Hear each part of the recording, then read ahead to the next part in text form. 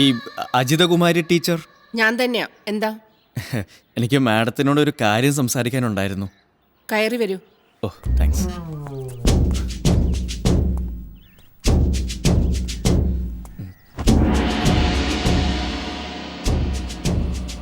ഇരിക്കൂ. ഓ, ആ. എന്താ കാര്യം? അത് ടീച്ചർ, ഞാനൊരു കല്യാണാലോചനയായിട്ട് വന്നതാ. ഓ, ബ്രോക്കറാണല്ലേ? അതേതായാലും നന്നായി. ഇന്നത്തെ കാലത്ത് വൈറ്റ് കോളർ ജോബ്സ് മാത്രം തിരഞ്ഞെടുക്കുന്ന കുട്ടികൾക്കിടയിൽ ഇങ്ങനൊരു ജോലി സെലക്ട് ചെയ്ത തന്നെ ഞാൻ അപ്രീഷിയേറ്റ് ചെയ്യുന്നു. പക്ഷേ തനിക്ക് വന്ന സ്ഥലം തെറ്റി. ഇവിടെ തനിക്ക് പറ്റിയ ആളില്ല. അത് പിന്നെ ടീച്ചറെ, ഞാൻ പറഞ്ഞു വന്ന കാര്യം കംപ്ലീറ്റ് ചെയ്തില്ല. ഞാനൊരു സാധാരണ ആലോചനയായിട്ട് വന്നതല്ല. ഈ സത്യശീലൻ സാറിൻ്റെ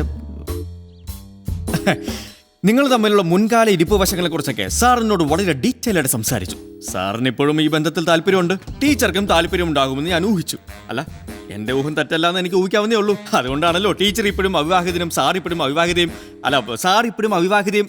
ഓ, അതെന്തെങ്കിലും ആയിക്കോട്ടെ, നിങ്ങൾ രണ്ടുപേരും ഇങ്ങനെ കല്യാണം കഴിക്കാതെ നിൽക്കുന്നത്. അതുകൊണ്ട് ഞാൻ എണീക്കടോ. ഇങ്ങനെ തനിക്ക് പോ. അല്ല ടീച്ചറെ, ഞാൻ I say you please get out. Okay.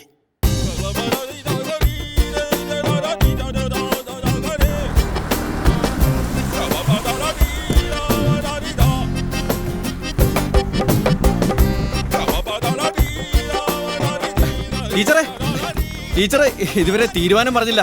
അതെ, ഇക്കാര്യത്തിൽ ടീച്ചറാണ് തീരുമാനം പറയേണ്ടത്. ടീച്ചർ അങ്ങനെ മനസ്സുകൊണ്ട് ഇഷ്ടപ്പെട്ടു, അങ്ങനെ തിരിച്ചും രണ്ടുപേരുടെ വീട്ടുകാരത് അംഗീകരിക്കുകയും ചെയ്തു. പിന്നെ സാറിന്റെ വീട്ടുകാർക്ക് പറ്റിയ ചെറിയൊരു അബദ്ധം, അവര് കുറച്ച് സ്ത്രീധനം ഡിമാൻഡ് ചെയ്തു. അത് ഇത്ര വലിയ കാര്യമാക്കാനുണ്ടോ? ഇല്ല, കാര്യമാക്കാനില്ല. അത്രേ ഉള്ളൂ. തന്നെ പോലുള്ള ആണുങ്ങൾക്ക് അതൊരിക്കലും കാര്യമാക്കാനാവില്ല. പക്ഷെ ഒന്ന് ചോദിച്ചോട്ടെ, അയാൾ സ്നേഹിച്ചത് എന്നെയാണോ എന്റെ പണത്തെയാണോ? അതിപ്പോ സാറല്ലല്ലോ, സാറിന്റെ വീട്ടുകാരല്ലേ? ആയിരിക്കാം. പക്ഷെ സ്വന്തം വീട്ടുകാരുടെ മുന്നിൽ പോലും നേരെ ചൊവ്വെ നിവർന്നു നിന്ന് ശരിയും തെറ്റും പറയാൻ കഴിയാത്ത ഒരാളുടെ കൂടെ ജീവിതകാലം മുഴുവൻ കഴിയാൻ എനിക്ക് കുറച്ച് ബുദ്ധിമുട്ടുണ്ട്.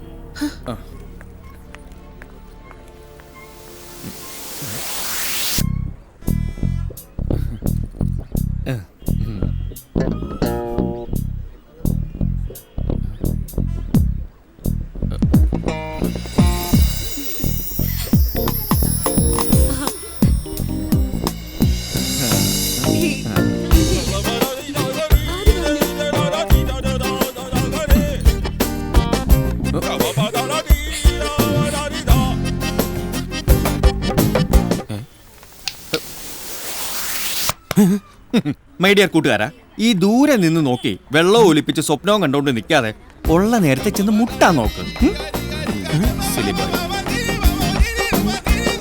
ആവർത്തനത്താൽ വിരസമാവാത്തതായി പ്രേമമൊന്നല്ലാതെ എന്തു പാരിൽ. പ്രണയത്തെക്കുറിച്ച് ഇനിയും കവയത്രി ഈ കവിതയിൽ മനോഹരമായി സമർത്ഥിച്ചിരിക്കുന്ന വരികൾ വേറെയുണ്ട്. ഇന്നീ 20-ാം നൂറ്റാണ്ടിൻ അന്ത്യമാമി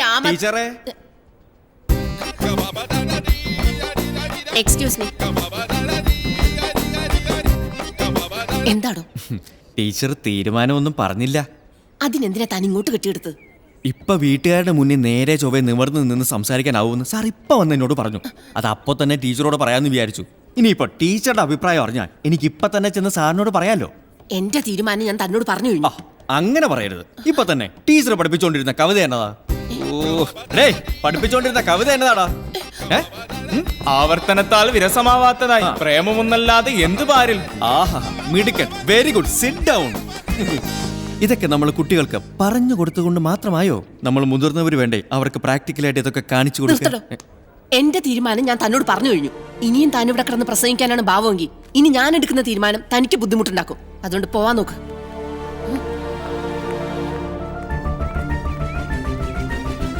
ഞാൻ അങ്ങനെ പിന്മാറൊന്നുമില്ല റോയ്. അവൾ എനിക്ക് ഇഷ്ടമാണ്, അത് അവൾക്ക് പറയാം. അവള് തന്നെ പറയും എന്നെ അവൾക്ക് ഇഷ്ടമാണ്. അതും എന്റെ അടുത്ത് വന്ന് എന്നെ വിളിച്ചു പറയും. നീ നോക്കിക്കോ. വിനയ, എന്താ താനിവിടെ കോളേജില്? പുസ്തക വിൽപ്പന ഇന്ന് ഇവിടെയാണോ? ഇല്ല, ഞാനിവിടെ ഒരു ആളെ കാണാൻ വേണ്ടി വന്ന. അല്ല, താനെന്താ ഇവിടെ? ഞാനും ഒരാളെ കാണാൻ വന്നതാ. പിന്നെ തന്നെ ഒന്ന് അത്യാവശ്യമായിട്ട് കാണണമെന്ന് വിചാരിച്ചിരിക്കുകയായിരുന്നു. എന്താ കാര്യം? ഒരുപാട് ആലോചിച്ചു. വിനയൻ എന്ത് കരുതുമെന്ന് എനിക്കറിയില്ല. നമ്മൾ ഇന്നും ഇന്നലെയും കണ്ടു തുടങ്ങിയവരല്ലല്ലോ. ആ നിലയ്ക്ക് പറയുന്നതിൽ തെറ്റില്ല എന്ന് എനിക്ക് തോന്നി. താനീ വളച്ചു കേട്ടാതെ കാര്യം പറയടോ. വിനയനെ അറിയാലോ, സ്വന്തമെന്ന് പറയാൻ എനിക്ക് ആകെ അച്ഛൻ മാത്രമേ ഉള്ളൂ.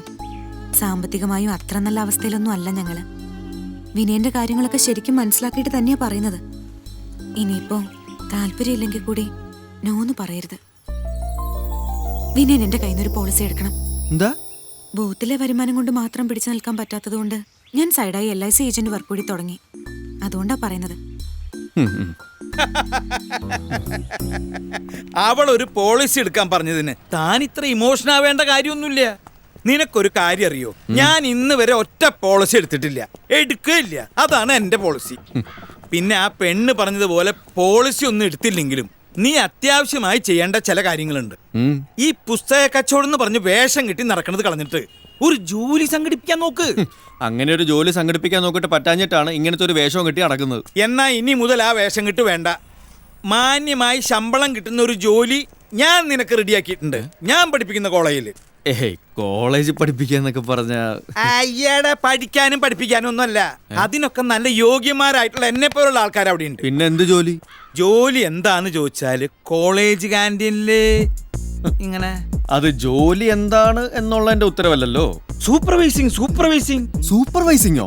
ആ, എന്നെ പോലത്തെ സാറന്മാരും പിള്ളേരും ഒക്കെ വല്ലതും കഴിക്കാൻ വരും. അവർക്ക് വേണ്ട എന്താന്ന് വെച്ച് ചോദിക്കുക, കൊണ്ടുകൊടുക്കുക. അവർ പോയി കഴിയുമ്പോ ആ ഗ്ലാസും പാത്രമൊക്കെ എടുത്ത് മാറ്റി വെക്കാം. പിന്നെ നിനക്ക് പറ്റുമെങ്കിൽ ആ മേശയൊക്കെ ഒന്ന് പതുക്കെ തുടക്കുക. ഇതാണോ സൂപ്പർവൈസിങ്? സപ്ലയർ പണി എന്ന് പറ. ആ, അങ്ങനെയും പറയും. എന്നെ കൊണ്ട് പറ്റിയാല. എന്റെ പൊന്ന് സാറേ, നാളെ ഈ ലോകം മുഴുവൻ, അല്ലെങ്കിൽ ഇന്ത്യ മുഴുവൻ, അല്ലെങ്കിൽ ഇങ്ങോട്ട് നോക്കി, അറ്റ്ലീസ്റ്റ് ഈ കേരളത്തിലെങ്കിലും അറിയപ്പെടേണ്ട ഒരു എഴുത്തുകാരനാണ് ഞാൻ. അങ്ങനെയുള്ള ഞാൻ എഴുതുന്ന ഈ കൈ കൊണ്ട് മേശ തുടക്കാന്ന് പറഞ്ഞാൽ എഴുതാത്ത ഈ കൈ കൊണ്ട് തുടച്ചാ മതി. പിന്നെ ഈ കാര്യത്തിൽ എന്റെ ഒരു സ്വാർത്ഥത കൂടി ഉണ്ടെന്ന് വെച്ചോ. നമ്മുടെ ടീച്ചറും ഇതേ കോളേജിൽ തന്നെയാണല്ലോ. നീ അവിടെ ഉണ്ടെങ്കിൽ സംഗതി എളുപ്പാവും. ഈ ലൈൻ ക്ലിയർ ചെയ്യാൻ ലൈൻമാൻ കൂടെ ഉള്ളത് നല്ലതല്ലേ? ഷോക്ക് അടിക്കില്ല. അതാണ് കാര്യം. എന്ത് തീരുമാനിച്ചു?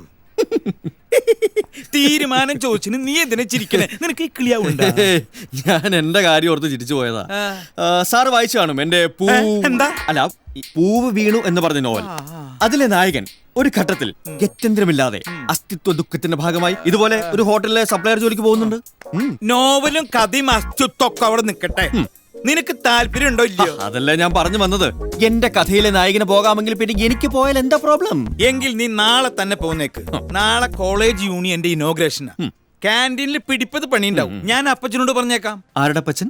ആരുടെ അപ്പച്ചനല്ല, കോളേജ് ക്യാൻറ്റീൻ നടത്തുന്ന ആളുടെ പേര് അപ്പച്ചൻ.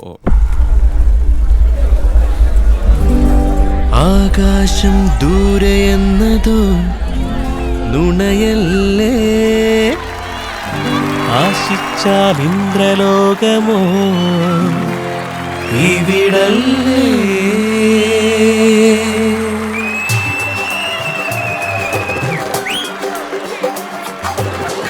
ആകാശം ദൂരെ എന്നതോ നുണയല്ലേ, ആശിച്ചാൽ ഇന്ദ്രലോകമോ ഇവിടല്ലേ. പുതുമൊഴി നാടിൻ ദളപതിമാരെ, പുതുയുഗമണ്ണിൻ കളമൊഴിമാരെ, മൊഴി മാറ്റാൻ വരുകില്ലേ. കണ്ണുകൊണ്ടു വല വീശിയോടും ഒരു കണ്ണാടിയും പോരൂലേ, വെണ്ണ കള്ളനുറി താഴ്ത്തി വയ്ക്കും ഒരു പെണ്ണെ കൂടൂലേ. കണ്ണുകൊണ്ടു വല വീശിയോടും ഒരു കണ്ണാടിയും പോരൂലേ, വെണ്ണ കള്ളനുറി താഴ്ത്തി വയ്ക്കും ഒരു പെണ്ണെ കൂടൂലേ. ആകാശം ദൂരെ എന്നത് നുണയല്ലേ, ഇവിടല്ലേ.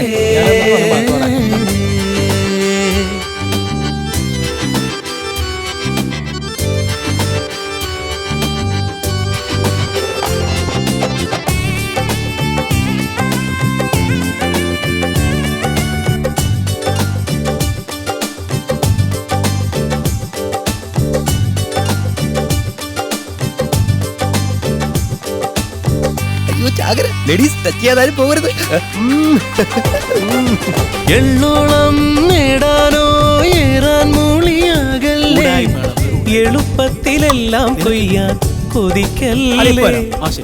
നമ്മുടെ സ്ഥിരം ദാനശീല സിനിമയ്ക്ക് വരാൻ നേരിട്ടുണ്ട്. നമുക്കൊന്ന് ആഘോഷിച്ച് കളയടാ.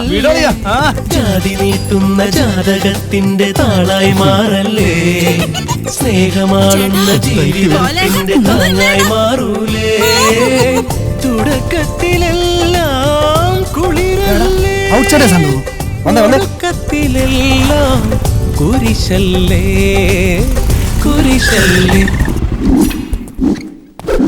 കണ്ണുകൊണ്ട് വല വീശിയോടും ഒരു കണ്ണാടിയും പോരൂലേ, പെണ്ണക്കള്ളനൊറി താഴ്ത്തി വയ്ക്കും ഒരു പെണ്ണെ കൂടൂലേ.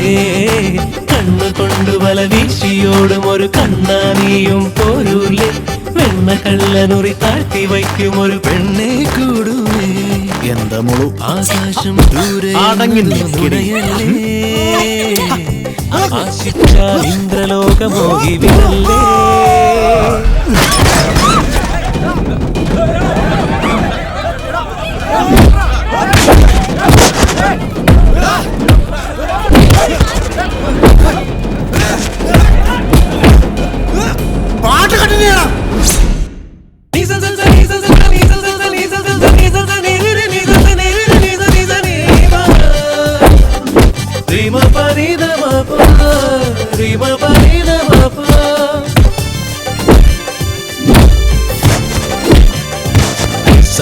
సరి రిమ సరి మ పరి మ పని మ పని స ని సరి ని సరి స మ మరి మరి పప్ప మ పని ని స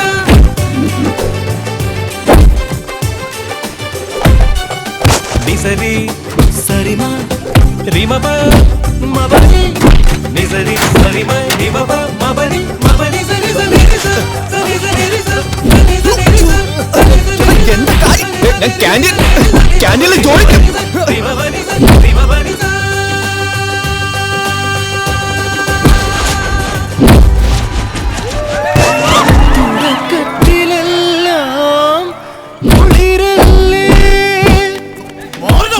ഒരുമാതിരി പോകൃതരം കാണിക്കരുത്. ഇങ്ങോട്ട് അഡ്ജസ്റ്റ്മെന്റ് അടി അടിക്കത്തുള്ളൂ പറഞ്ഞിട്ട് ശരിക്കും അടിക്കുന്നോ? എല്ലാവരും അറിയട്ടെ, 5000 രൂപയ്ക്ക് വേണ്ടിട്ടാ ഞങ്ങൾ ഈ വേഷം കിട്ടി ഇവിടെ വന്നത്. ദേ ഇവളുടെ മുന്നിൽ ഇവന് ഹീറോ കളിച്ച് ഇവളെ വീഴ്ത്തിയെടുക്കാൻ വേണ്ടി ഇവന്മാര് കളിച്ച നാടകമായത്. ഇത് കോളേജ് ആയതുകൊണ്ട് നടന്നു. നീയൊക്കെ പുറത്തോട്ട് വാടാ, കാണിച്ചു തരാം. അയ്യോ മാറിക്കണം.